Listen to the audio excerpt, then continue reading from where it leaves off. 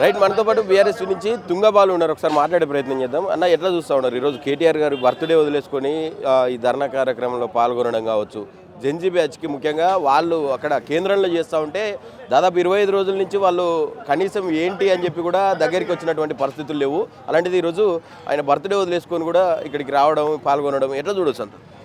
ఈరోజు కేటీఆర్ గారు బర్త్డే సందర్భం కూడా బర్త్డే కాదు, ఇలా విద్యార్థులు నిరుద్యోగులు ముఖ్యమని చెప్పి విద్యార్థులు ఏదైతే నీటు ఎగ్జామ్ రాసి చాలామంది పేపర్ లీకేజ్ వల్ల ఇబ్బంది పడేటువంటి విద్యార్థుల గురించి గత 15 రోజులుగా అక్కడ కేంద్రంలో నిరసన చేసినటువంటి విద్యార్థులపైన అక్కడ చేసినటువంటి లాఠీ చార్జ్ కావచ్చు, వాళ్ళపైన చేసినటువంటి టియర్ గ్యాస్ కావచ్చు, అదేవిధంగా రబ్బర్ బుల్లెట్ కావచ్చు, మహిళలను చూడకుండా కూడా ఢిల్లీలో ఉన్నటువంటి కేంద్ర ప్రభుత్వం వాళ్ళ మీద చేసినటువంటి దాడి తీవ్రంగా ఖండిస్తూ వాళ్ళకి ఇలా మద్దతుగా ఇలా బీఆర్ఎస్వి ఆధ్వర్యంలో ఇలా జెన్జీ బ్యాచ్ కావచ్చు, ఇలా నీటి విషయంలో కావచ్చు, నిరుద్యోగుల అంశం కావచ్చు, ఇలా బీఆర్ఎస్ ఆధ్వర్యంలో ఇలా ఇందిరా పార్క్ దగ్గర నిరసన కార్యక్రమం తీసుకోండి. అంటే ఇలా దేశంలో కాదు, ఇలా రాష్ట్రంలో కూడా నిరుద్యోగ వ్యవస్థ ఏ విధంగా ఉంది, అదేవిధంగా విద్యార్థులకు సంబంధించినటువంటి ఫీజు రియంబర్స్మెంట్ కానీ స్కాలర్షిప్లు కానీ ఏ విధంగా, కాబట్టి నిరుద్యోగ అంశంతో పాటు విద్యార్థుల అంశం జెన్జీ బ్యాచ్కి ఇలా మద్దతుగా మా నాయకుడు బీఆర్ఎస్ పార్టీ గౌరవ కేటీఆర్ గారు కూడా రావడం జరుగుతుంది. కాబట్టి ఎందుకంటే ఈ వ్యవస్థలో భారతదేశంలో యువత ఎక్కువగా ఉందని చెప్పి పదే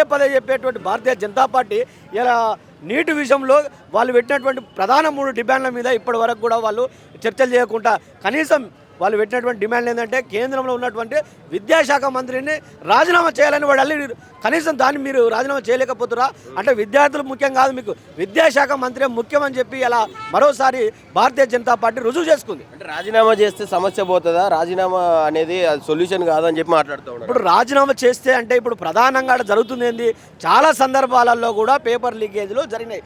2016లో జరిగింది, 2021లో జరిగింది, 2024, 2026 దాదాపు 4 సార్లు నీట్ పేపర్ లీకేజ్ జరిగితే ఇప్పటి వరకు కూడా కేంద్రము కనీసం దాని మీద స్పందన చేస్తలేదు. కాబట్టి ఖచ్చితంగా రాజీనామా చేయాలంటే కనీసం రేపు వచ్చే వాళ్ళైనా కనీసం ఒక చిత్తశుద్ధితో పనిచేస్తారు. కాబట్టి వాళ్ళకు ఒక భయం ఉంటుంది. కాబట్టి వాళ్ళు మానిటరింగ్ అనేది చాలా క్లియర్గా చేస్తారని చెప్పేసి ఇలా రాజీనామా చేయాలని డిమాండ్ పెట్టారు. అదేవిధంగా నీటుకు సంబంధించినటువంటి ఎగ్జామ్ రాసినటువంటి పిల్లలు ఎవరైతే ఉంటారో వాళ్ళు చనిపోవడం వాళ్ళ కుటుంబాలకు ₹1 కోటి ఎక్స్రేస్ ప్రకటించాలని డిమాండ్ చేశారు. అదేవిధంగా వాళ్ళపైన పెట్టినటువంటి వాళ్ళు నిరసన శాంతియుత రూపంలో నిరసన చేస్తున్నటువంటి విద్యార్థులపై పెట్టినటువంటి అక్రమ కేసులు ఎత్తివేయాలని ప్రధాన డిమాండ్లు పెడితే వాళ్ళని కనీసం పట్టించుకోకుండా వాళ్ళపైన లాఠీ చార్జ్ చేయడం, అదేవిధంగా రకరకాల బాష్పవాయువులు వదిలేయడం, అంటే మేము అణిచివేస్తాం, ఎంత పెద్ద వ్యవస్థనైనా అణిచివేస్తామని ఒక తప్పు ధోరణితో భారతీయ జనతా పార్టీ ఆలోచిస్తుంది. ఒక కురంకుశ నాయకునిగా నరేంద్ర మోడీ గారు వ్యవహరిస్తారు. భారతదేశం ప్రజాస్వామ్యంలో ప్రపంచంలో పెద్ద దేశం అంటారు. ప్రజాస్వామ్యం ఎక్కడ?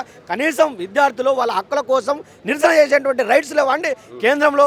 కాబట్టి ఇలా మనం అంతా కూడా చూస్తున్నాం. అంటే కేవలం వీళ్ళు ఆపివేయచ్చు. ఆనాడు రైతాంగం విషయంలో చాలామంది రైతులను పొట్టన పెట్టుకున్నటువంటి ఇదే కేంద్ర ప్రభుత్వం, భారతీయ జనతా పార్టీ వాళ్ళ కోసం కూడా ఇదే నిరంకుశ పాలన కొనసాగించింది. ఇవాళ మరీ విద్యార్థుల పైన చేస్తుంది. కాబట్టి వాళ్ళకు మద్దతుగా మా నాయకుడు వస్తుడు తెలంగాణలో వ్యాప్తంగా ఉన్నటువంటి నిరుద్యోగుల అంశాన్ని కూడా ఇవాళ ఇక్కడ ఉన్నటువంటి రేవంత్ రెడ్డి ప్రభుత్వం కూడా నిరుద్యోగులకు ఇచ్చినటువంటి అంశాలను కూడా ఏదైతే సంవత్సరం లోపు 2 లక్షల ఉద్యోగాలను ఖచ్చితంగా, అదేవిధంగా జాబ్ క్యాలెండర్ విషయంలో కావచ్చు, నిరుద్యోగ వృత్తి విషయంలో కావచ్చు, ఖచ్చితంగా ఇచ్చేంత వరకు కూడా ఈ నిరుద్యోగుల పక్షాన భారత రాష్ట్రంతో విద్యార్థి విభాగం వాళ్ళకు తోడుగా ఉంటుంది. 100% ఫైట్ చేస్తుంది. మా నాయకుడు కూడా ఈ కార్యక్రమానికి వస్తుంది. కాబట్టి ఖచ్చితంగా నిరుద్యోగుల పక్షం కావచ్చు, విద్యార్థుల పక్షాన కావచ్చు, బీఆర్ఎస్ పార్టీ ఖచ్చితంగా వాళ్ళ వైపు ఉంటుందని చెప్పి ఈ సందర్భంగా తెలియదు. మీలాంటి వాళ్ళు దాన్ని రాజకీయం చేస్తూ ఉన్నారు. మేము ఆల్రెడీ యాక్షన్ తీసుకున్నాం, వాళ్ళని తప్పు ఎక్కడ జరిగిందో చెక్ చేసినాం, అధికారులను సంబంధించినటువంటి అధికారులను అందరినీ కూడా లోపలేసినాం, మళ్ళీ రీ ఎగ్జామ్ పెట్టినాం, రాసిండ్రు, రిజల్ట్ వచ్చింది, అందరూ కూడా చాలా హ్యాపీగా ఉన్నారు పిల్లలు అని చెప్పి మాట్లాడుతూ ఉన్నారు. దానికి మీరు అన్నట్టు ఎవరు కూడా యాక్షన్ చేస్తారు. జరిగినటువంటి ఘటన గురించి అంటే బాధ్యుని శిక్షించాలి. బాధ్యులైనటువంటి విద్యాశాఖ మంత్రి రాజీనామా చేయడం నష్టం జరుగుతుంది భారతీయ జనతా పార్టీకి. అదేవిధంగా నీటి విద్యార్థులు అప్పిరే పేపర్ లీకేజ్ వల్ల చనిపోయినారు, వాళ్ళ కుటుంబాలను ఆదుకోవడం తప్ప అంటే ఇలా అవి చేయకుండా ఇలా నిరసన చేస్తున్నటువంటి శాంతియుత రూపంలో నిరసన చేస్తున్నటువంటి నీటు ఏది రాసినటువంటి స్టూడెంట్స్ కోసము నిరసన చేస్తున్నటువంటి వాళ్ళపైన అక్రమ కేసులు పెట్టరుగా వారికి కేసులు ఎత్తివేయడం అనేది ఇది మామూలుగా వాళ్ళకు వేరే రకంగా అనిపిస్తుందా? ఇది కావలసి చేస్తున్నటువంటి కుట్ర. అంటే భారతీయ జనతా పార్టీకి వాళ్ళ తప్పును ఒప్పుకోలేక వాళ్ళు ఇది కావాలి చేస్తారు, నీట్ ఎగ్జామ్స్ రిజల్ట్ ఇస్తారు, ఓకే రిజల్ట్ ఇస్తారు, కానీ తప్పులు పదే పదే జరుగుతున్నాయిగా. దాన్ని గుర్తించి ఇలా ఆయన మోడీ గారు దేశ ప్రధానిగా ఆయన నిన్న ఒక ట్వీట్ చేశారు. ఆయన సెల్ఫ్గా వీడియో కూడా పంపడం జరిగింది.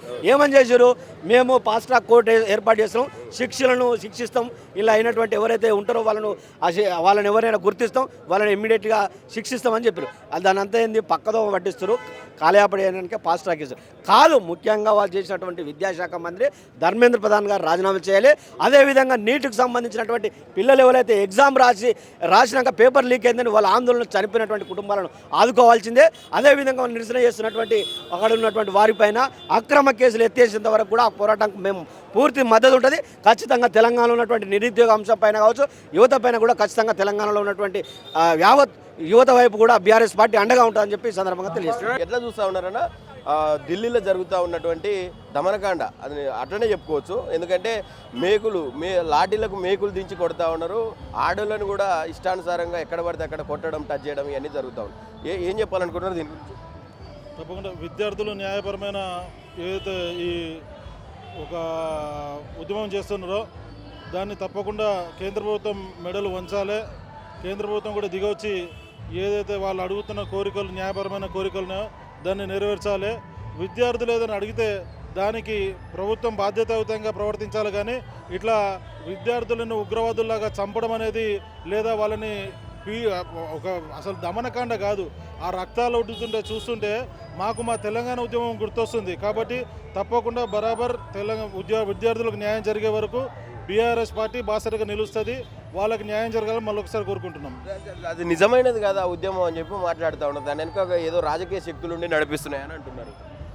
తెలంగాణ ఉద్యమాన్ని కూడా ఆ రోజు అట్లే పోల్చారు. కేసీఆర్ ఏదో వ్యక్తిగత స్వార్థాలకు చేస్తున్నాడని. అది కాదు. ఇవాళ తెలంగాణ ఉద్యమం ఎట్లయితే సక్సెస్ అయిందో, తెలంగాణ వచ్చిన తర్వాత ఇవాళ రాష్ట్ర అభివృద్ధి జరుగుతుందో, అదేవిధంగా విద్యార్థుల కోరికలు కూడా న్యాయపరమైనవి. ఒకవేళ దాని వెనకాల రాజకీయ శక్తులు ఉంటే ఆ రాజకీయ శక్తుల్ని విడిచిపెట్టి వాళ్ళు నిజంగా అడిగే కోరికలు, జెన్యూన్ కోరికల గురించి కేంద్ర ప్రభుత్వం దిగొచ్చి వాళ్ళకి బాసటగా నిలవాలని కోరుకుంటున్నాం. రిజిగ్నేషన్ ఎందుకు అడుగుతున్నారు? రిజిగ్నేషన్ ఈజ్ నాట్ సొల్యూషన్ అని చెప్పి మాట్లాడుతూ ఉన్నారు. దానికి ఏం చెప్తారు? రిజిగ్నేషన్ అంటే ఇవాళ రాజకీయ నాయకులు ఉన్నదే రాజ్యాంగాన్ని అమలుపరచడానికి.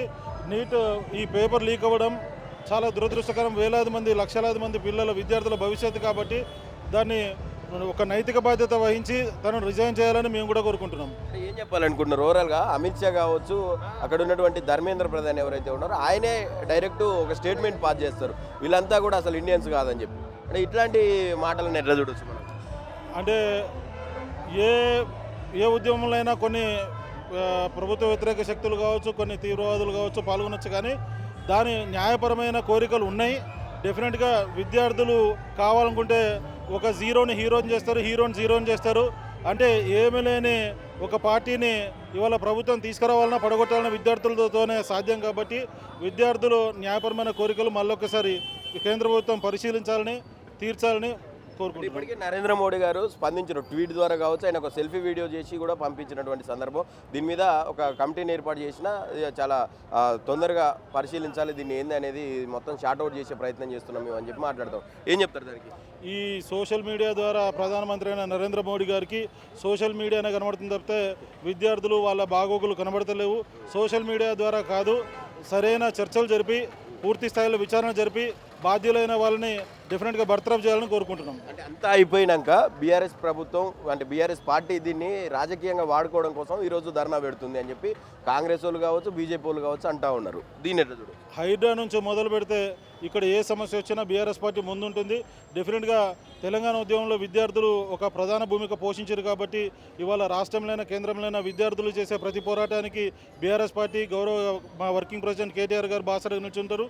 దాన్ని రాజకీయ కోణంలో కాకుండా సమస్య పరిష్కరించే కోణంలో చూడాల్సిందిగా విజ్ఞప్తి చేస్తున్నారు. అయితే వాళ్ళు ఫైనల్గా అక్కడ ఉన్నటువంటి జెన్జీ బ్యాచ్ ఏదైతే ఉన్నదో వీళ్ళంతా కూడా విద్యార్థులు ఎవరైతే ప్రొటెస్ట్ చేస్తూ ఉన్నారో వాళ్ళని కొంత తప్పుగా పోర్ట్రేట్ చేసి చూపెట్టడం, కొంత ఒక సోషల్ మీడియాలో వాళ్ళ మీద విస్తృతమైనటువంటి విష ప్రచారం జరుగుతుందని చెప్పి చెప్పుకోవచ్చు. ఎందుకంటే వాళ్ళు అక్కడ ఉన్నటువంటి వాళ్ళే కావాల్సుకొని అక్కడ ఉన్న పోలీసుల మీద కావచ్చు, రిపోర్టర్ల మీద కావచ్చు దాడి చేస్తూ ఉన్నారు.